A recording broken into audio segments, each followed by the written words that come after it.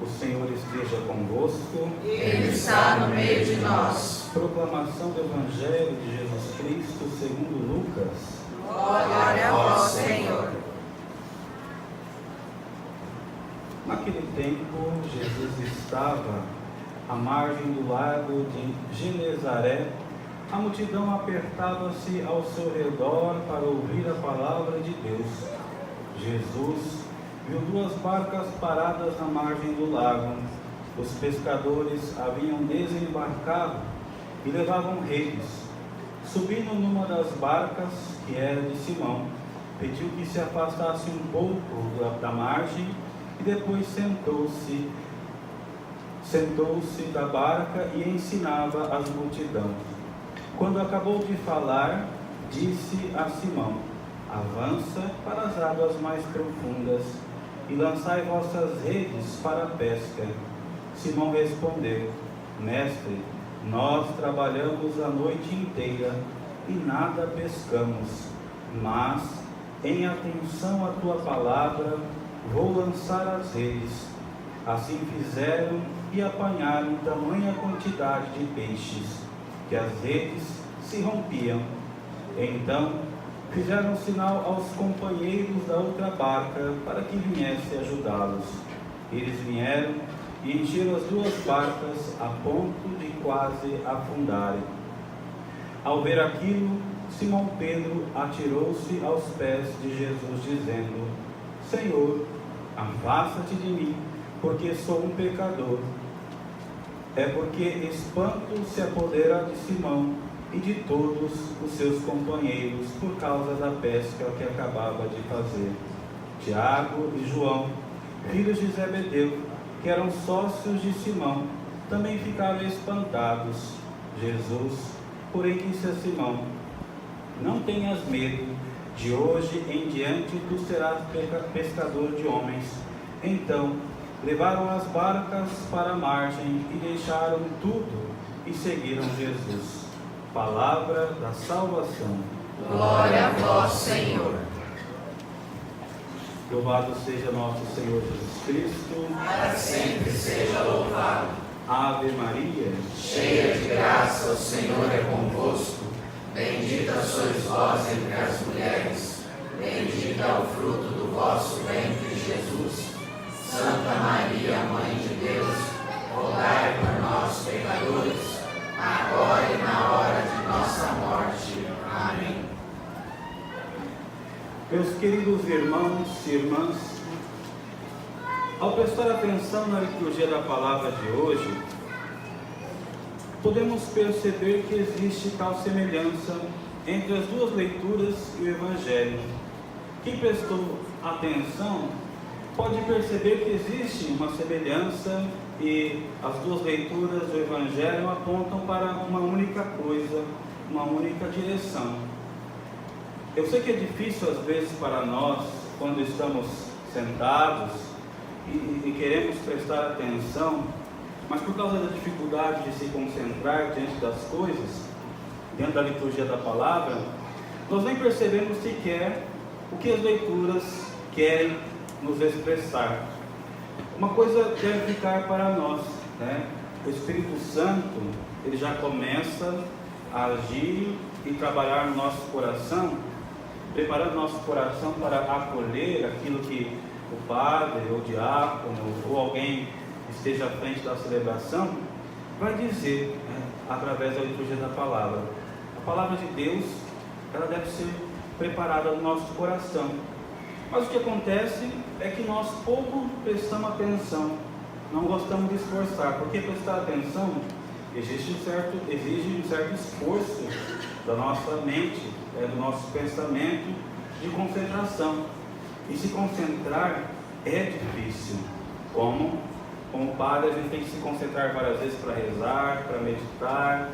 E assim também na missa, nós devemos nos concentrar para ver aquilo que Deus quer de nós. Eu vos pergunto, às vezes costumava o padre fazer isso no seminário, um dos meus formadores, perguntar para cada dia um de nós, para que a gente se esforçasse em prestar atenção.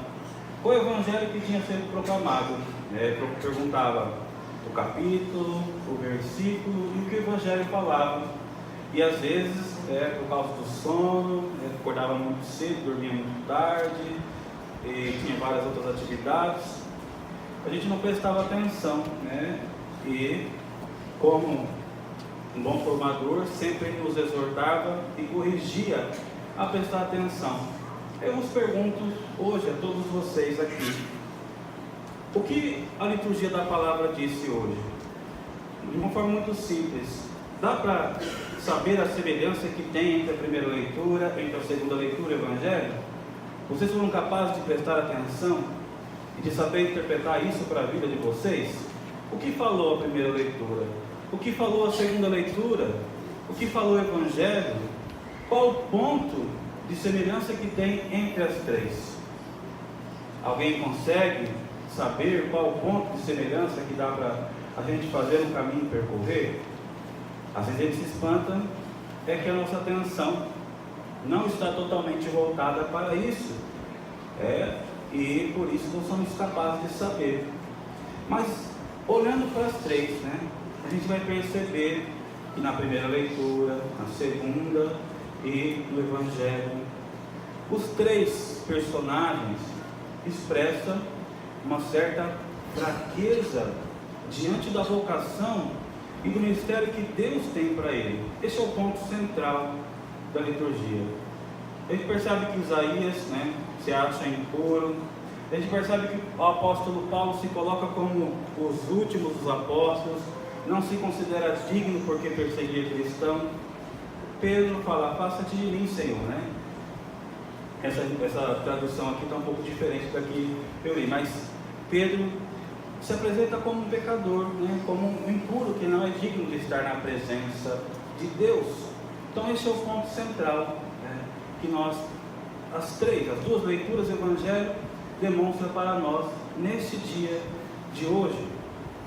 É importante vermos que nós temos uma grande tendência de rotular as pessoas, de rotular que fulano de tal não presta, fulano de tal tem atitudes que não são tão cristãs, fulano de tal não serve para fazer leitura, não serve para ser ministro da Eucaristia, não serve para ser padre, não serve para não sei o que. Nós temos essa tendência dentro de nós, todos nós somos humanos, e a gente sempre fica com aquela impressão que a pessoa deixa para nós, por causa da fraqueza da pessoa, da miséria da pessoa, e por causa da vida que a pessoa levou, nós não achamos que ela seja digna de estar à frente de alguma coisa da igreja, não achamos que ela seja digna de poder conduzir alguma coisa por causa do seu pecado, por causa da sua miséria. Mas, ao olhar para essas leituras, que é uma interpretação minha, podem ser feitas outras interpretações, mas olhar para essa leitura, meus irmãos, nós podemos ver que Deus usa das fraquezas daqueles que são considerados por nós mais pequenos e inúteis para se fazer grandes homens. Grandes homens que são capazes de doar a vida e de entregar a vida totalmente por Jesus, de fazer a purificação do seu coração e de viver retamente uma vida digna de um cristão e do Evangelho. Pedro é considerado um cabeça dura, um rude, um pescador. A gente pode fazer várias interpretações que quiser. É escolhido para ser aquele, o primeiro, o Papa, aquele que guia a igreja, aquele que está à frente. E olha que nem foi Pedro que foi escolhido por primeiro, O primeiro dos apóstolos a ser escolhido foi André. André foi o primeiro, não foi Pedro. Pedro foi depois. E nosso Senhor veio na figura de Pedro, um homem que possa guiar a igreja. São Paulo, a segunda leitura, um homem que odiava cristão, judeu ortodoxo, firme na posição. Para quem não sabe, os judeus são muito firmes. Existem dois tipos de judeus, uns liberais e outros mais tradicionais e firmes nas coisas, que vivem realmente a lei, que seguem certamente as coisas, são extremamente rígidos. Então São Paulo era desse rígido, e quando viu que tinha um movimento diferente, começou a perseguir e a matar e a condenar homens e mulheres que queriam seguir Jesus.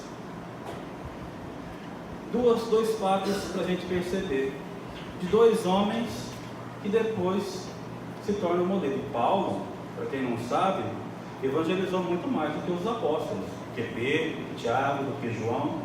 Foi aquele que veio até, Paulo, existe vestígio que veio até mais ou menos ali por, não é certeza, mas conseguiu chegar até na Espanha, conseguiu evangelizar, conseguiu evangelizar os gregos, conseguiu evangelizar os povos bárbaros. Todos esses povos, Paulo conseguiu pregar o evangelho. Para quem não sabe, os gregos tinham uma filosofia muito difícil, muito complicada, e uma crença que quase que impermeável com o discurso de ressurreição de Paulo. Segunda leitura, ele fala de ressurreição. E ele foi um homem que conseguiu evangelizar desse jeito. De perseguidor contra cristão, odiava cristão, se torna o maior de todos os apóstolos. E é assim, meus queridos irmãos, aqueles que são considerados por nós inúteis, fracos, que nós desprezamos, são esses que nos surpreendem com a sua vida depois.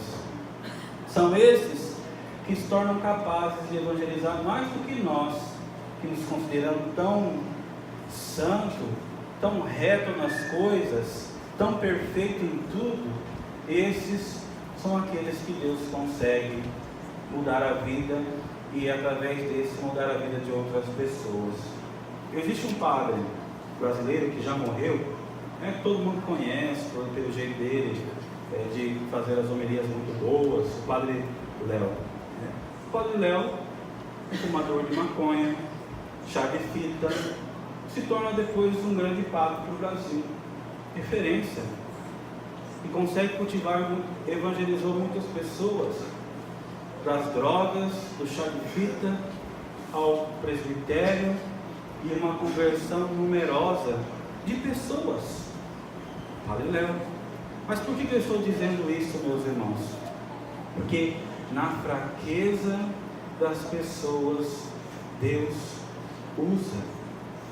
Quando nós nos sentimos fracos, inúteis e desprezados por este mundo, Deus é capaz de fazer uma mudança total na vida e usar dessas pessoas para tocar outros corações. No Evangelho também, isso para nós, trazendo para a nossa vida, nosso Senhor pede que a gente avance as águas mais profundas, dá este mergulho total de aprofundar a nossa vida espiritual, que às vezes se encontra estagnada e parada e não consegue ir para a frente. Quantas pessoas hoje, de missa diária, de missa dominical, não conseguem dar sequer um passo na vida espiritual? Está travada porque não quer ir às águas mais profundas. E esta é a missão de hoje para cada nós. A nossa missão que nosso Senhor nos envia para evangelização. Mas primeiro, para se tornar um apóstolo da evangelização, de levar a verdade, nós precisamos, meus irmãos e irmãs, aprofundar a nossa vida espiritual. Quantas vezes você rezou o terço semana que se passou? Quantas vezes você lembrou de Deus durante a sua semana? 1 minuto, 2 minutos? Ou não teve tempo para se dedicar um momento de oração, de meditação do Evangelho? Como que um coração desse vai conseguir ir às águas mais profundas que nosso Senhor nos pede no Evangelho? Impossível. Sem intimidade não tem como, meus irmãos. Basta fazermos um exame de consciência do tempo de dedicação. Dedicamos 8 horas de serviço por dia, 8 horas pensando nas nossas questões financeiras, resolvendo os nossos problemas para que a gente viva bem, tranquilo, e esquecemos de colocar Deus em primeiro lugar na nossa vida. Conseguimos perder 4 horas, 3 horas sentado no barzinho, tomando uma boa cerveja, tomando um bom vinho, e não sequer conseguimos ficar 15 minutos em silêncio na intimidade com Deus. Conseguimos passar 5 horas procurando uma roupa boa, escolhendo do jeito que eu gosto, comprando tudo, e não somos capazes de dedicar 5 minutos de oração para estar com Deus. Um coração que não quer ir para as águas mais profundas. Um coração que está preso a este mundo e a estas coisas. E, meus irmãos, não basta se reconhecer fraco, a fraqueza como Paulo, a fraqueza como Isaías e a fraqueza como Pedro, e não fazer nada.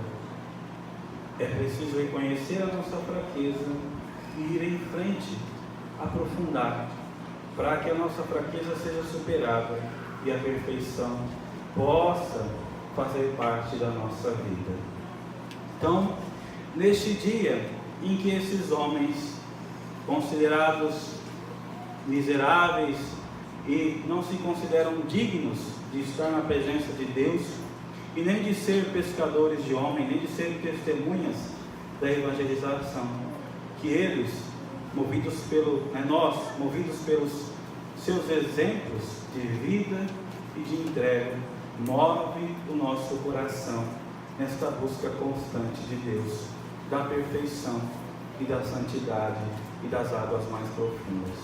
Peçamos esta graça a Deus, meus queridos irmãos e irmãs, para assim podermos viver este caminho, e sermos verdadeiras testemunhas da evangelização, homens e mulheres que lançam as redes em outros corações para seguir nosso Senhor. Louvado seja nosso Senhor Jesus Cristo. Para sempre seja louvado.